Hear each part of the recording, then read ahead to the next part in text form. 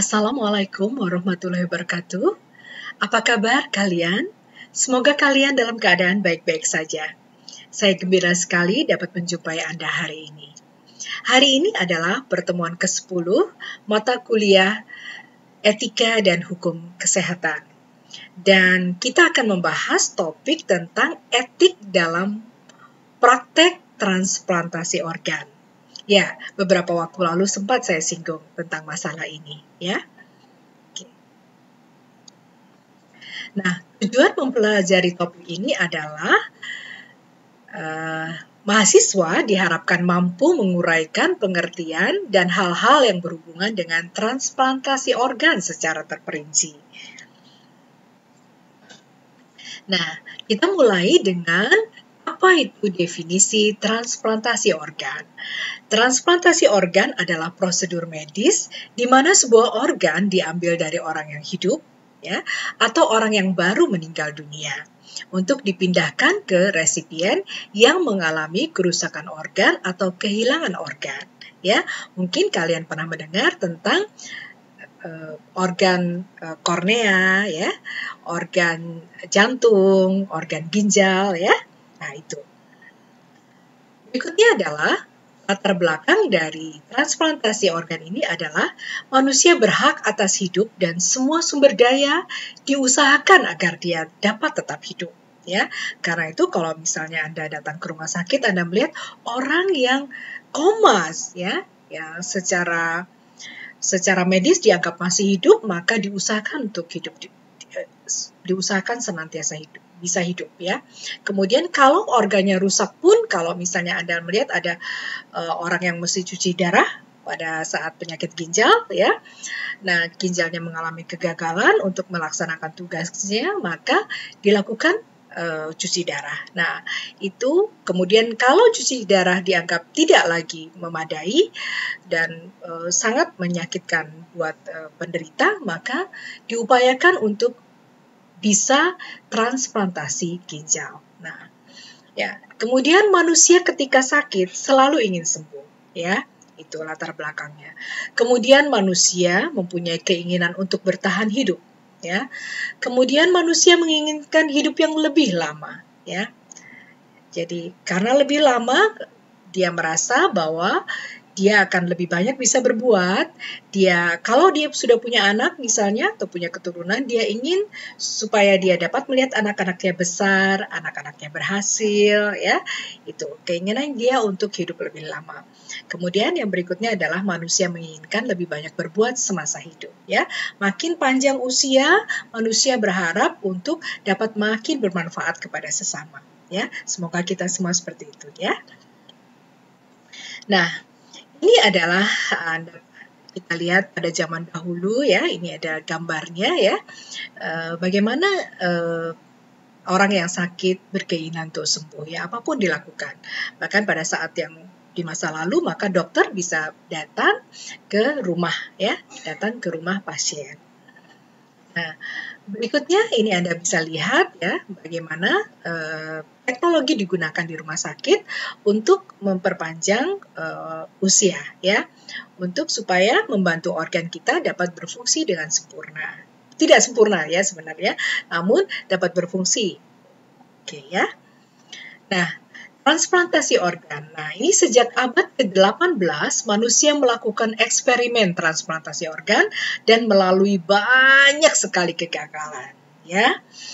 Ya, itu. Jadi kalau mungkin Anda pernah melihat beberapa di sejarah gitu, ya, di masa lalu, maka Anda bisa melihat bagaimana manusia berusaha untuk bisa melakukan eksperimen-eksperimen untuk bisa memperpanjang hidupnya, ya.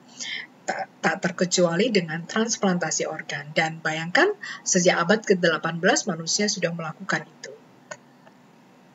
Kemudian pada tahun 1954, organ ginjal adalah yang pertama kali sukses ditransplantasikan ke manusia.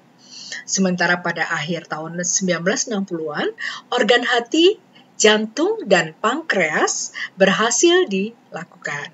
Nah, kemudian sedang tahun 1980-an, organ paru-paru ya yang berfungsi untuk pernafasan kita, dan organ pencernaan seperti lambung, usus dimulai ya.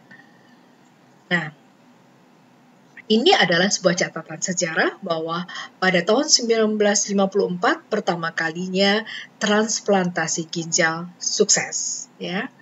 Kemudian tahun 1966 itu pertama kalinya transplantasi pankreas dan ginjal itu sukses. Kemudian 1967 itu pertama kalinya transplantasi hati sukses.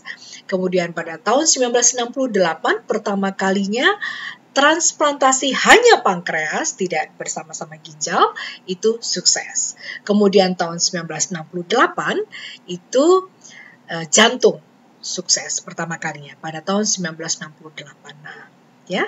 Jadi banyak sekali kemajuan dalam transplantasi organ di dunia ini. Nah, berikutnya adalah kemudian tahun 1981 ya, itu pertama kalinya jantung dan paru-paru transplantasi secara bersamaan itu sukses. Kemudian pada tahun 1983 itu pertama kalinya single lung ya, jadi paru-paru saja transplantasinya sukses. Kemudian pada tahun 1986 itu double lung, jadi dua paru-paru ini berhasil sukses ditransplantasikan. Kemudian tahun 1989 adalah dari hati orang yang hidup itu bisa ditransplantasikan ya, sebagian dari hatinya itu ditransplantasikan dari orang hidup ke orang hidup lainnya. Jadi kalau dahulu itu hati atau liver itu didapat dari orang yang sudah meninggal, namun yang 1989 itu dari orang yang sama-sama masih hidup itu dapat ditransplantasikan. Kemudian pada tahun 1990 itu mulai jadi single paru-paru ya, jadi paru-paru yang satu itu sukses ditransplantasikan ke orang hidup lainnya, tapi dari orang hidup, tidak lagi dari orang yang mati ya. Jadi transplantasi organ ternyata tidak harus menunggu orang donor meninggal dunia, tetapi donor yang hidup pun bisa ditransplantasi organnya jika si donor menginginkannya. Oke. Nah, ini adalah orang-orang yang berhasil dalam transplantasi organ. Ya, jadi Anda bisa lihat pada Dr. Joseph E. Murray ya, dia tahun 1954 berhasil mentransplantasikan ginjal. Kemudian pada 1966 bisa Dr. Richard Lillehy William Kelly dari University of Minnesota itu dapat mentransplantasikan pankreas dan kidney ya, pankreas dan ginjal itu pada tahun 1966. Kemudian 1967 Dr. Thomas Starls dari University of Colorado dapat mentransplantasikan hati. Kemudian pada tahun 1968, Dr. Richard Lillehy dari University of Minnesota juga itu dapat mentransplantasikan pankreas. Kemudian pada tahun 1968, Dr. Norman Shumway dari Stanford University Hospital itu dapat mentransplantasikan jantung. Ya, 1968. Kemudian Dr. Bruce Reitz dari Stanford University Hospital itu tahun 1981 mampu mentransplantasikan jantung dan paru-paru. Kemudian pada 1983 Dr. Joel Cooper dari Toronto General Hospital itu dapat mentransplantasikan single lung atau sebagian ya, separuh dari paru-paru. Kemudian 1986 itu dapat dua paru-paru itu dapat ditransplantasikan oleh Dr. Joel Cooper. Itu dari Toronto General Hospital. Kemudian 1989 dari orang yang hidup tadi itu dapat dapat dilakukan, dan yang berhasil adalah Dr. Christoph Broils, ya, agak susah ya membacanya, dari University of Chicago. Dan kemudian 1990 itu Dr. Von Starnes dari Stanford University Medical Center. Itu juga dari sesama paru-paru dari orang yang hidup. Nah, transplantasi organ ini, prosedur transplantasi organ adalah prosedur yang rutin di rumah-rumah sakit, bahkan di Indonesia seperti RSCM dan rumah-rumah sakit kelas A itu ada dapat menjumpai praktek-praktek transplantasi organ.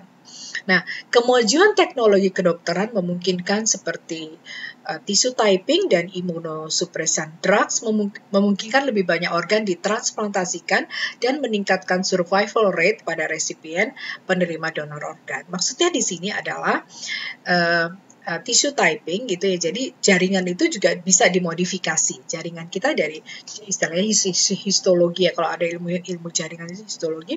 Jaringan kita itu juga bisa dimodifikasi sehingga bisa ditransplantasikan ke orang lain atau bahkan ke tubuh kita sendiri ya. Misalnya mentransplantasikan kulit di bagian bawah gitu ya untuk memperbaiki kulit di wajah yang kurang sempurna atau tidak ada sempurna gitu ya, itu juga bisa dilakukan. Nah, immunosuppressant drugs itu maksudnya obat-obatan yang menekan kayak penolakan. Jadi supaya donor tadi dapat dengan sukses memberikan organnya atau jaringannya ke resipien ini diberi immunosuppressant drugs ya. Immunosuppressant drugs ini akan menekan daya tolak dari si resipien ini, dari sel-sel di resipien ini, jadi tidak menolak organ atau jaringan yang ditransplantasikan ke tubuhnya. Ya, itu maksudnya ya. Kemudian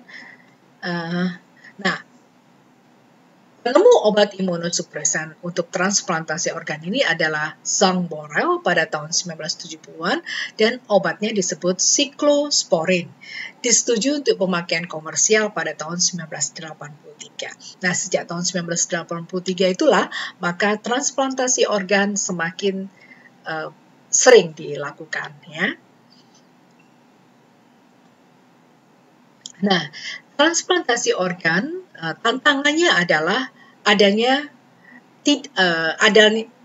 tidaknya donor organ. Ini tidak mudah ya, karena kebutuhan lebih banyak daripada suplai donor organ. Ya, itu yang terjadi.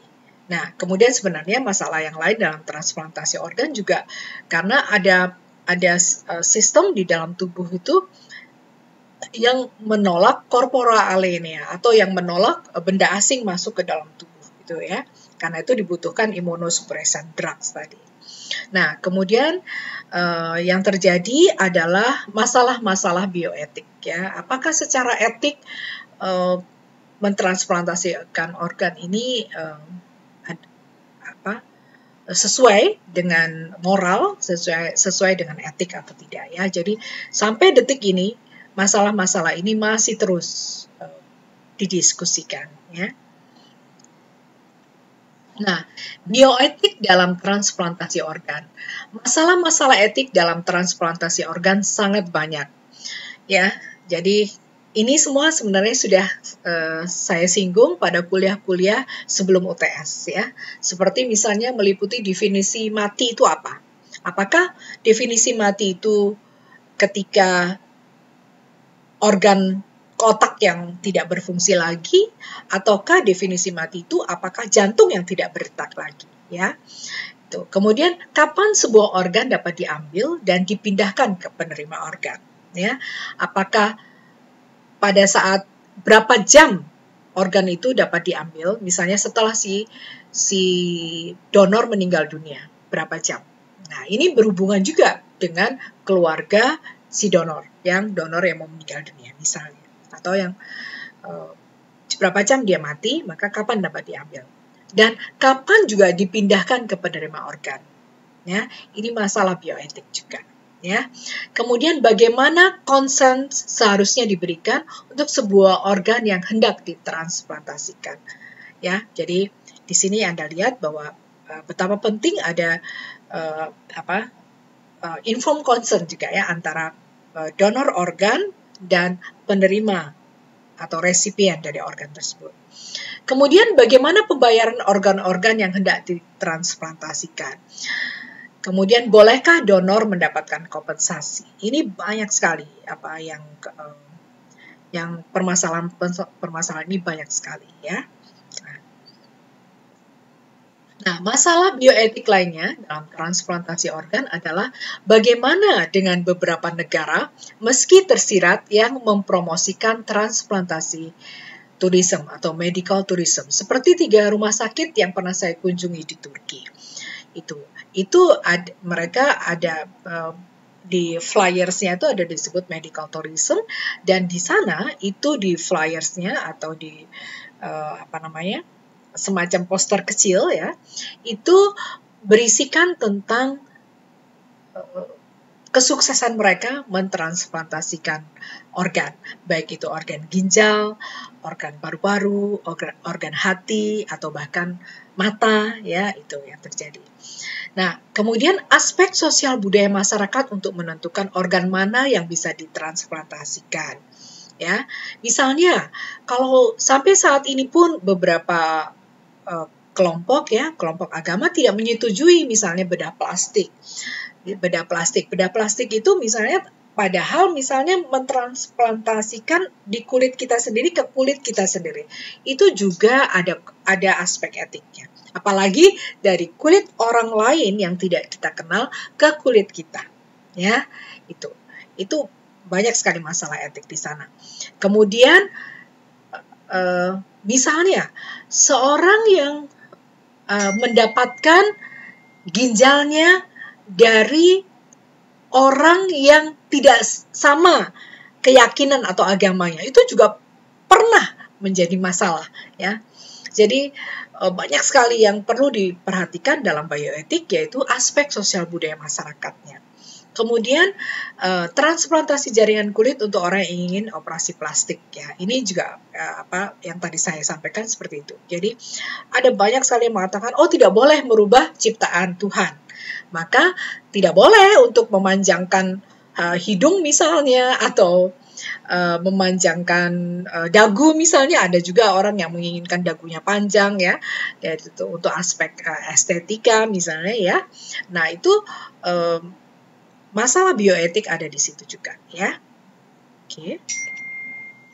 Nah, kemudian masalah bioetik lainnya adalah adanya organ trafficking, yaitu jual beli organ ya. Ada yang mengatakan bahwa sebenarnya di yang tidak kita ketahui itu sangat banyak penjualan organ ya. Banyak orang yang sangat istilahnya itu putus asa untuk akhirnya mereka mau menjual sebagian ginjalnya misalnya untuk keperluan peningkatan ekonominya misalnya, atau apa saja. Jadi itu yang terjadi. Dan organ trafficking sebenarnya sesuatu yang paling jarang untuk diungkap, padahal itu sangat ada, sangat banyak praktek tersebut sangat banyak, tetapi jarang sekali media mengungkapkannya ya. Nah, kemudian apakah dokter dan tim medis memberi harapan palsu bagi pasien dengan menawarkan prosedur transplantasi ya? Misalnya begini, misalnya ketika dokter dan tim medis misalnya mendirect atau mengarahkan seorang pasien untuk mau menerima donor organ misalnya, maka cara dia mengarahkan pun itu bisa dianggap malpraktek, bisa dianggap malpraktek karena si penerima ini dan keluarga si resipien ini mungkin saja sebenarnya tidak memerlukan transplantasi organ tersebut karena memang sebenarnya sudah sangat parah, sudah memang sebenarnya harapannya sangat kecil, mungkin hanya berapa prosentasenya Nah, ini juga menjadi masalah bioetik ya. Nah, kemudian ini adalah alasan mendonorkan organ dan isu etik. Ya. Donor yang hidup atau living related donors. Ya, seseorang yang ingin mendonorkan organnya ke anggota keluarga atau teman yang memiliki ikatan emosional yang kuat. Dia tak dapat melihat orang yang dia kasihi menderita. Biasanya resiko pembedahan operasi tidak menjadi pertimbangan utama dari donor dengan keadaan emosional seperti ini. Ya, misalnya seorang bersaudara. Kemudian ketika saudaranya mengalami kegagalan ginjal, maka si saudara ini akan berjuang meminta pada dokter misalnya, aku tidak ingin saudaraku menderita, aku ingin menyumbangkan ginjalku misalnya. Ya, seperti itu ya.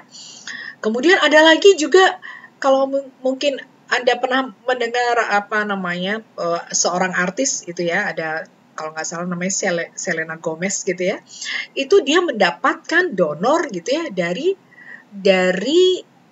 salah satu penggemarnya.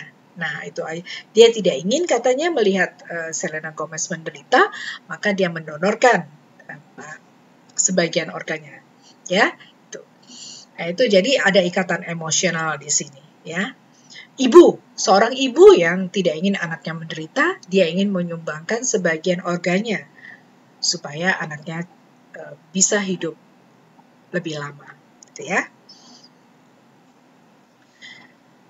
Alasan yang lain adalah alasan yang tidak ada hubungan kekeluargaan atau emosional dengan penerima.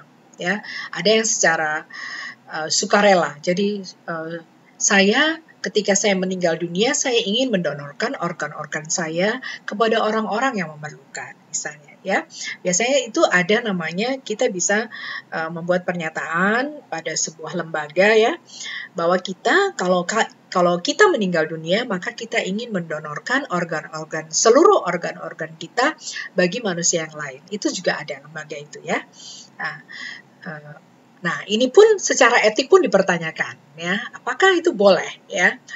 Apakah itu boleh belum meninggal tetapi dia sudah mendonorkan organ-organnya? Nah, itu juga ada aspek etik di sana ya. Nah, biasanya orang-orang yang seperti ini lebih berpikir tentang supaya semua organnya ketika dia sudah meninggal dunia, maka organ-organ ini itu dapat dimanfaatkan oleh orang lain. Dia hanya berpikir supaya orang lain dapat selamat, dapat meneruskan hidup mereka sementara ketika dia sudah meninggal. Ya, jadi ketika dia masih ingin bermanfaat sampai kapanpun ya. Jadi dia meskipun dia sudah meninggal, dia berharap dia tetap bisa berbuat sesuatu untuk orang lain ya. Jadi biasanya mereka tidak menginginkan keuntungan materi sedikit pun ya. Oke. Nah, alasan yang lain, nah ini yang sering sangat banyak yang terjadi sebenarnya ya. Kebetulan memang tidak banyak terungkap ya, bahwa mendonorkan untuk keuntungan materi. Ya, beberapa negara sudah melegalkan hal ini. Ya, mengingat banyak sekali pasar gelap jual beli organ ini yang akhirnya kerap membuat manusia yang mendonorkan organnya tidak mendapatkan prosedur medis yang memadai. Akibatnya si donor karena dia ingin mengorbankan ginjalnya misalnya, kemudian dioperasi karena itu bersifat ilegal, dia dioperasi dengan higienitas yang rendah misalnya, alat-alat yang tidak memadai misalnya, sehingga akhirnya si donor itu meninggal dunia atau menjadi cacat seumur hidupnya. Nah, ini akhirnya menyebabkan beberapa negara memutuskan untuk melegalkan transplantasi organ ini dan melegalkan untuk seseorang ketika mendonorkan organnya itu mendapatkan kompensasi, mendapatkan keuntungan materi. Ya. Kemudian ada juga orang-orang tertentu yang dipaksa menjadi donor. Nah, ini biasanya terjadi di negara-negara yang agak ya bisa dibilang negara-negara ini kadang-kadang lupa tentang hak asasi manusia ya. Kemudian mereka mengatakan bahwa kalau seseorang sudah mendapat vonis hukuman mati atau hukuman seumur hidup, ya, maka mereka dikatakan mereka sebenarnya hak asasinya sudah luntur juga, sudah jatuh juga, gitu ya, sudah habis juga. Maka mereka diminta menandatangani surat untuk mendonorkan organ-organnya, ya, supaya begitu mereka mati, maka organ-organnya dapat dipakai oleh orang lain. Nah, ini sebuah praktek yang lazim sejak abad pertengahan. Ya, kemudian World Medical Association mengatakan narapidana bukanlah orang yang bebas, itu sebabnya hak otonomi juga lepas darinya. Nah, ini yang mendasari bahwa kenapa orang-orang yang dipenjara atau kenapa orang-orang yang sudah vonis hukuman mati atau hukuman seumur hidup dipaksa untuk menjadi donor, ya. Nah, ini pertimbangan etik, maka saya harapkan anak kita, kalian membaca The National Organ Transplant Act dari tahun 1984 di Amerika, kemudian The Human Organ Transplant Act 1989 UK atau Inggris, ya, kemudian Undang-Undang Kesehatan nomor 23 tahun 1992, kemudian Undang-Undang nomor 36 tahun 2009 tentang kesehatan pasal 64 dan sampai 65 tentang transplantasi organ. Kemudian pelajari 4 prinsip etik yang sudah pernah berkali-kali selalu setiap kali pelajaran sebelum UTS itu saya sampaikan, ya. 4 prinsip etik, ya. Nah, ini adalah kasus etik yang harus Anda pelajari, kemudian Anda jawab apa pendapat kalian tentang kasus ini, ya, tentang kasus transplantasi ginjal, ya. Dan saya ingin tahu bagaimana pendapat Anda dengan mengacu pada tadi, aturan-aturan tadi, hukum-hukum tadi, dan 4 aspek etik tadi, bahwa saya ingin tahu pendapat Anda, ya. Saya kira itu dulu, ya, kuliah kita hari ini. Terima kasih atas perhatian Anda, semoga bermanfaat. Jangan lupa tetap menjaga kesehatan, ya, makan makanan yang bergizi, kemudian berolahraga yang cukup, mencuci tangan dengan kerap, ya, kemudian berbahagia, senantiasa positif, senantiasa berbahagia. Itu saja dari saya. Assalamualaikum warahmatullahi wabarakatuh. Salam sehat.